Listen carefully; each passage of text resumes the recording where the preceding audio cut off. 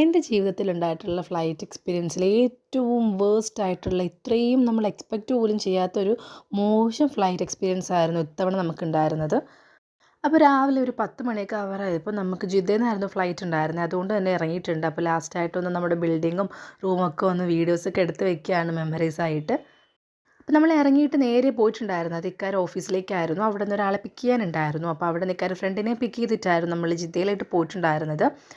അപ്പോൾ നമ്മൾ ഇറങ്ങിയ സമയത്ത് ഭയങ്കര ഹാപ്പി ആയിരുന്നു. എന്നാൽ അതേസമയം നമുക്ക് മിസ്സാവും, ഈ ഒരു പ്ലേസ് മിസ്സാവും. ഇക്കാക്ക് വെക്കേഷൻ ആയതുകൊണ്ട് തന്നെ ഇക്കായും കൂടെ വരുന്നുണ്ടായിരുന്നു.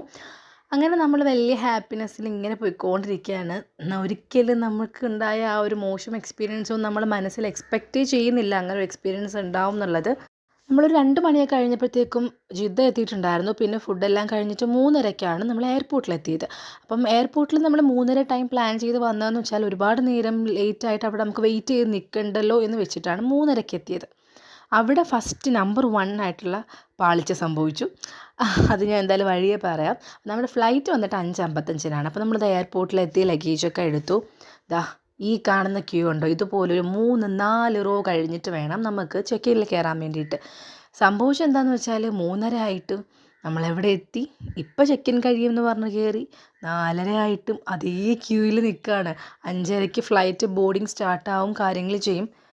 അവസാനം ഹൈസു നല്ല നിർബന്ധവും ബഹളവുമായി. അവൻ്റെ കരച്ചിൽ കണ്ടിട്ട് പിന്നെ നമുക്ക് കുറച്ച് ക്യൂവിൽ ഒരു അഡ്ജസ്റ്റ്മെൻറ്റ് തന്നിട്ട് ഒരു 4:45 5 മണിയാവറായപ്പോഴാണ് ചെക്ക് ഇൻ കഴിഞ്ഞത്.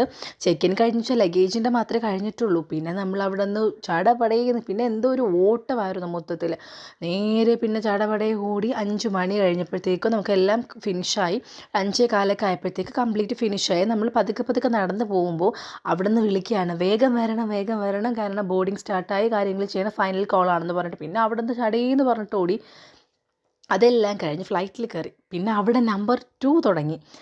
ഐസു ആദ്യം നല്ല ഉറക്കമായിരുന്നു. പക്ഷെ അവൻ ആ സമയത്തൊന്നും വലിയ പ്രശ്നം ഉണ്ടായിരുന്നില്ല കേട്ടോ. പക്ഷേ കുറച്ച് കഴിഞ്ഞപ്പോൾ അവൻ ഉറങ്ങി എണീറ്റ്. അപ്പോൾ മേ ബി മോഷൻ സിക്നെസ്സിൻ്റെ ആയിരിക്കും, വൊമിറ്റിംഗ് സ്റ്റാർട്ടായി. പിന്നെ അത് കഴിഞ്ഞിട്ട് പിന്നെ കുറച്ച് നേരം അവൻ നിന്ന് കളിക്കുക കാര്യങ്ങളൊക്കെ ചെയ്തു. പിന്നെ അത് കഴിഞ്ഞ് വീണ്ടും മുംബൈ എയർപോർട്ടിൽ ലാൻഡ് ചെയ്തു. കാരണം കണക്ഷൻ ഫ്ലൈറ്റ് ആയിരുന്നു.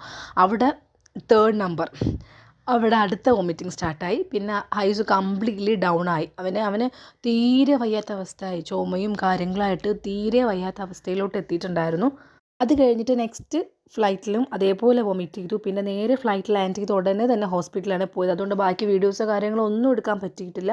ഇത്രയും ഒരു മോശം എക്സ്പീരിയൻസ് സത്യം പറഞ്ഞാൽ ഇതുവരെ ഉണ്ടായിട്ടില്ല. ഇപ്പോൾ ഇത് 2 ആഴ്ചയായി വന്നിട്ട്. ഈ 2 ആഴ്ച തോറും ഇങ്ങനെ ഹോസ്പിറ്റലായിട്ട് ഇങ്ങനെ നടക്കുകയാണ്. അമ്മാതിരിയായിട്ടുള്ള എക്സ്പീരിയൻസ് ആയിരുന്നു.